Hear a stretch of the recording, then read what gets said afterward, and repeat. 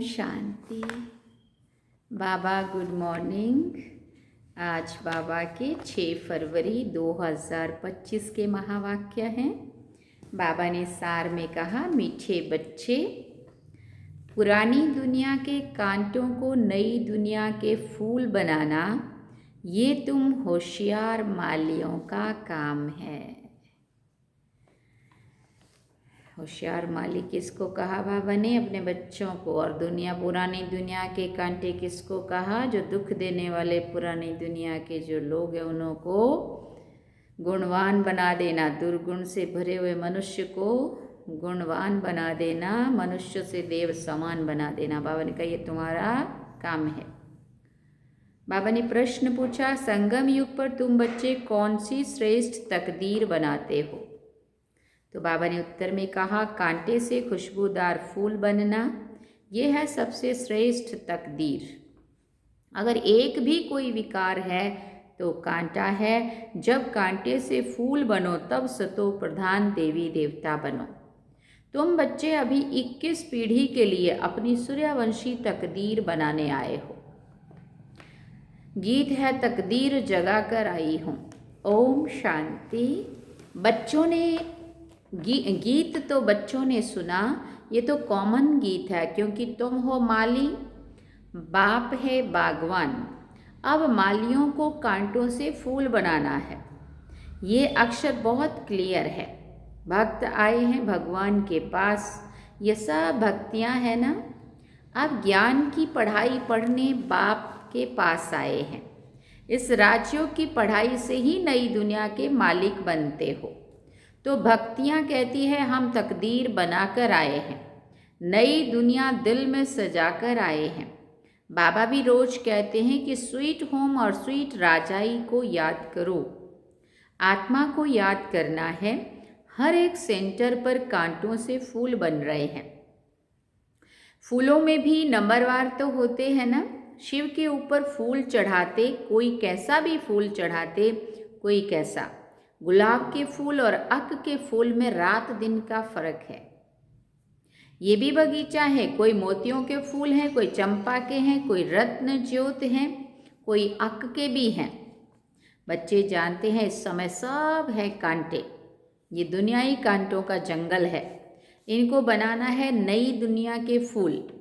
इस पुरानी दुनिया में है कांटे, तो गीत में भी कहते हैं हम बाप के पास आए हैं पुरानी दुनिया के कांटे से नई दुनिया का फूल बनने। जो बाप नई दुनिया स्थापन कर रहे हैं, कांटे से फूल अर्थात देवी देवता बनना है। गीत का अर्थ कितना सहज है। हम आए हैं तकदीर जगाने के लिए। नई दुनिया है सत्युग। कोई की सतो प्रधान तकदीर है, कोई की रजो तमो है। कोई सूर्यवंशी राजा बनते, कोई प्रजा बनते हैं, कोई प्रजा के भी नौकर चाकर बनते हैं। ये नई दुनिया की राजाई स्थापन हो रही है। क्या हो रहा है? नई दुनिया की राजाई स्थापन हो रही है। स्कूल में तकदीर जगाने जाते हैं ना, यहाँ तो है नई दुनिया की बात। इस पुरानी दुनिया में क्या तकदीर बनाएंगे? तुम भविष्य नई दुनिया में देवता बनने की तकदीर बना रहे हो। जिन देवताओं को सभी नमन करते आए हैं, वो हम ही सो देवता पूज्य थे, फिर हम ही पुजारी बने हैं। 21 जन्मों का वर्षा बाप से मिलता है, जिसे 21 पीढ़ी कहा जाता है। पीढ़ी वृद्ध अवस्था तक को कहा जाता है। बाप 21 पीढ़ी का वर्षा देते हैं, क्योंकि युवा अवस्था में, बचपन में, बीच में अकाले मृत्यु कभी होता नहीं है, इसलिए उनको कहा जाता है अमरलोक। ये है मृत्यु लोक, रावण राज्य। यहाँ हर एक में विकारों की प्रवेशता है। जिसमें कोई एक भी विकार है तो कांटे हुए ना, दुख देने वाले। बाबा ने कहा, बाप समझेंगे माली रॉयल खुशबूदार फूल बनाना नहीं जानते हैं। माली अच्छा होगा तो अच्छे अच्छे फूल तैयार करेंगे। विजय माला में पिरोने के लायक फूल चाहिए। देवताओं के पास अच्छे अच्छे फूल ले जाते हैं ना। समझो क्वीन एलिजाबेथ आती है तो एकदम फर्स्ट क्लास फूलों की माला बनाकर ले जाएंगे ना।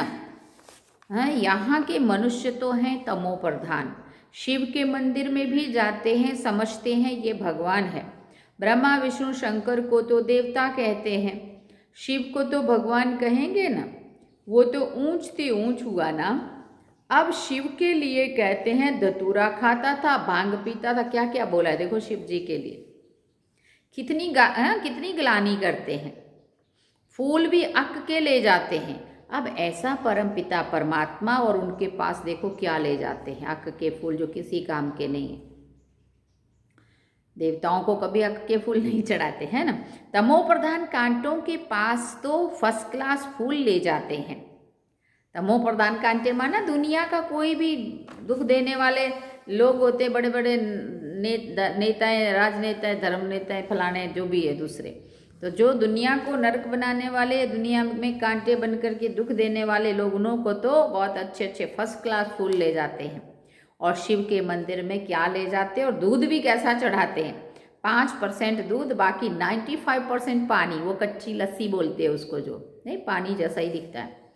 भगवान के पास दूध कैसा चढ़ाना चाहिए, जानते तो कुछ भी नहीं है। हाँ, प्योर चीज़ चढ़ानी चाहिए ना, भी चढ़ाने ही जा रहे हो तो। अब तुम अच्छी रीति जानते हो, तुम्हारे में भी नंबरवार हैं जो अच्छा जानते हैं, उनको सेंटर का हेड बनाया जाता है। सभी तो एक जैसे नहीं होते हैं। भले पढ़ाई एक ही है, मनुष्य से देवता बनने की ही एम ऑब्जेक्ट है, परंतु टीचर तो नंबरवार है ना। विजयमाला में आने का मुख्य आधार है पढ़ाई।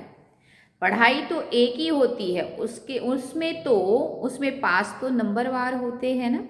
सारा मतदार है पढ़ाई पर। कोई तो विजयमाला के 8 दाने में आ जाते हैं, कोई तो 108 में आते हैं, कोई 16,108 में आते हैं। सिजरा बनाते हैं ना, जैसे झाड़ का भी सिजरा निकलता है। पहले पहले एक पत्ता, फिर 2 पत्ते, फिर बढ़ते जाते हैं। ये भी झाड़ है। बिरादरी होती है ना, जैसे कृपलानी बिरादरी, आदि आदि, वो सब है हद की बिरादरियाँ, और ये है बेहद की बिरादरी। इनका पहले पहले कौन है, प्रजापिता ब्रह्मा। उनको कहेंगे ग्रेट ग्रेट ग्रैंडफादर, परंतु ये किसको भी पता नहीं है। हाँ, मनुष्य मात्र जरा भी नहीं जानते कि सृष्टि का रचयिता कौन है। बिल्कुल अहिल्या जैसे पत्थर बुद्धि हैं, ऐसे जब बन जाते हैं तब फिर बाप आते हैं। तुम यहाँ आए हो अहिल्या बुद्धि से पारस बुद्धि बनने, तो नॉलेज भी धारण करनी चाहिए ना। बाप को पहचानना चाहिए और पढ़ाई का ख्याल करना चाहिए। समझो आज आए हैं, कल अचानक शरीर छूट जाता है, फिर क्या पद पा सकेंगे। नॉलेज तो कुछ भी उठाई नहीं, कुछ भी सीखे नहीं, तो क्या पद पाएंगे। दिन प्रतिदिन जो देरी से शरीर छोड़ते हैं उनको टाइम तो थोड़ा मिलता है ना, क्योंकि टाइम तो कम होता जाता है। उसमें जन्म लेकर भी क्या कर सकेंगे। हाँ, तुम्हारे से जो जाएंगे तो कोई अच्छे घर में जन्म लेंगे, संस्कार ले जाते हैं, तो फिर वो आत्मा झट जाग जाएगी, शिव बाबा को याद करने लगेगी। संस्कार ही नहीं पड़े हुए होंगे तो कुछ भी नहीं होगा। इसको बहुत महीनता से समझना होता है। माली अच्छे अच्छे फूलों को ले आते हैं तो उनकी महिमा भी गाई जाती है। फूल बनाना तो माली का काम है ना। ऐसे बहुत बच्चे हैं जिनको बाप को याद करना आता ही नहीं है। तकदीर के ऊपर है ना, तकदीर में नहीं है तो कुछ भी समझते नहीं है। तकदीरवान बच्चे तो बाप को यथार्थ रीति पहचान कर उन्हें पूरी रीति याद करेंगे। बाप के साथ साथ नई दुनिया को भी याद करते रहेंगे। गीत में भी कहते हैं ना, हम नई दुनिया के लिए, नई तकदीर बनाने के लिए आए हैं। 21 जन्म के लिए बाप से राज्य भाग्य लेना है। इस नशे और खुशी में रहे तो ऐसे ऐसे गीत का अर्थ इशारे से समझ जाएं। स्कूल में भी कोई की तकदीर में नहीं होता है तो फेल हो पड़ते हैं। ये तो बहुत बड़ा इम्तहान है। भगवान खुद बैठ पढ़ाते हैं। ये नॉलेज सभी धर्म वालों के लिए है। बाप कहते हैं अपने को आत्मा समझ मुझ बाप को याद करो। तुम जानते हो किसी भी देहधारी मनुष्य को भगवान नहीं कह सकते। ब्रह्मा विष्णु शंकर को भी भगवान नहीं कहेंगे, वो भी सूक्ष्म वतनवासी देवताएं हैं। यहाँ है मनुष्य, यहाँ देवताएं नहीं है, ये है मनुष्य लोक। ये लक्ष्मी नारायण आदि दैवी गुणों वाले मनुष्य हैं जिनको डीटिज्म कहा जाता है। सतयुग में सभी देवी देवता हैं, सूक्ष्म वतन में है फिर ब्रह्मा विष्णु शंकर। गाते भी हैं ब्रह्मा देवताय नमः, विष्णु देवताय नमः, फिर कहेंगे शिव परमात्माय नमः। अब उनको देव आत्माएं कहा और शिव बाबा को शिव परमात्माय नमः कहा। शिव को देवता नहीं कहेंगे और मनुष्य को फिर भगवान नहीं कह सकते।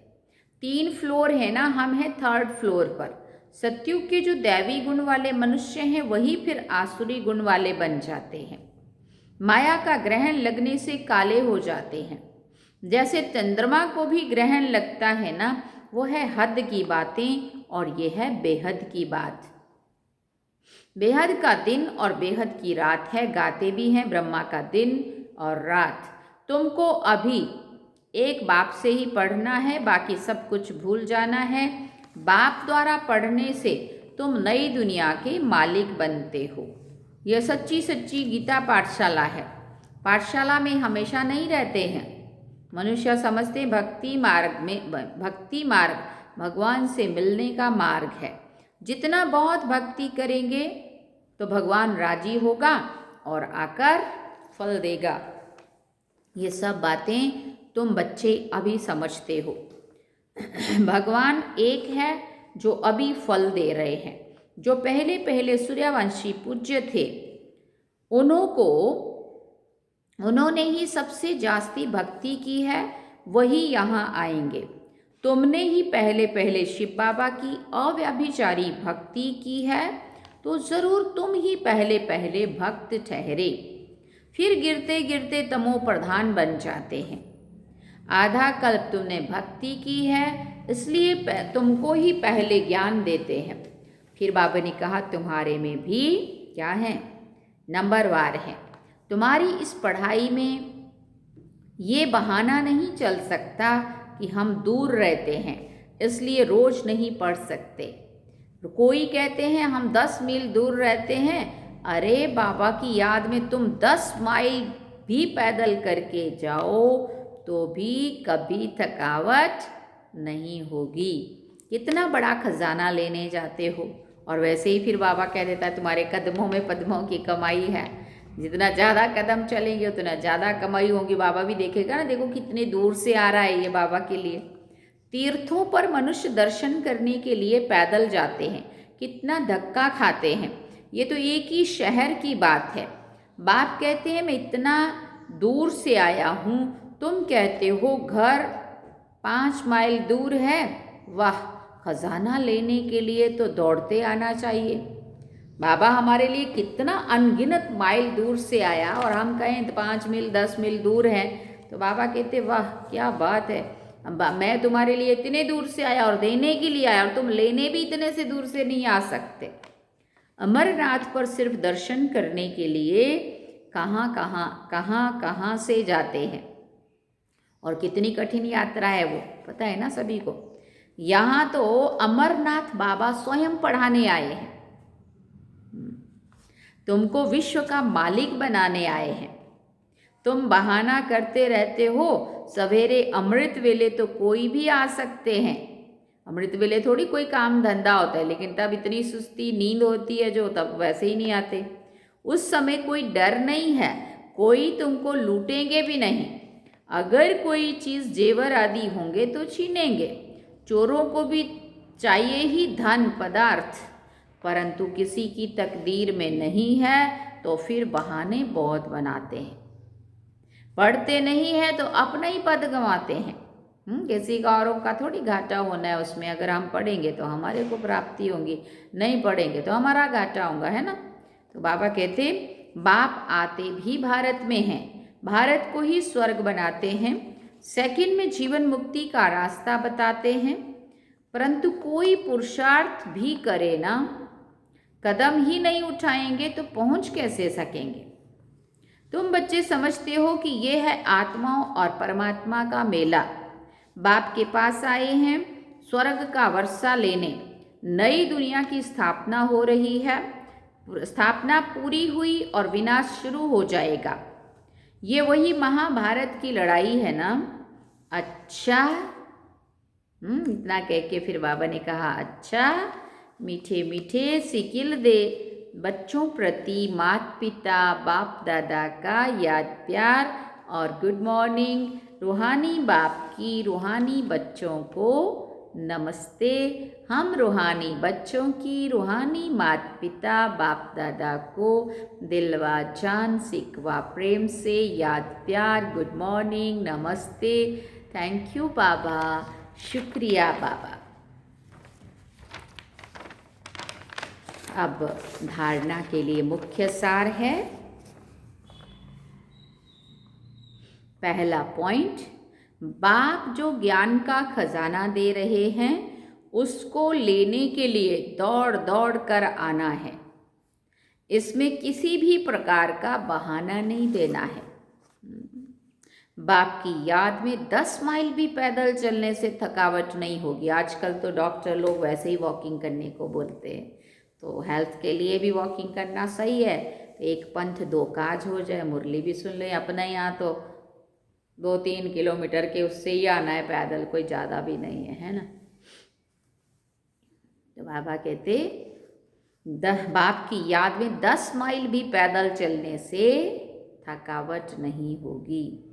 दूसरी बात, विजयमाला में आने का आधार पढ़ाई है।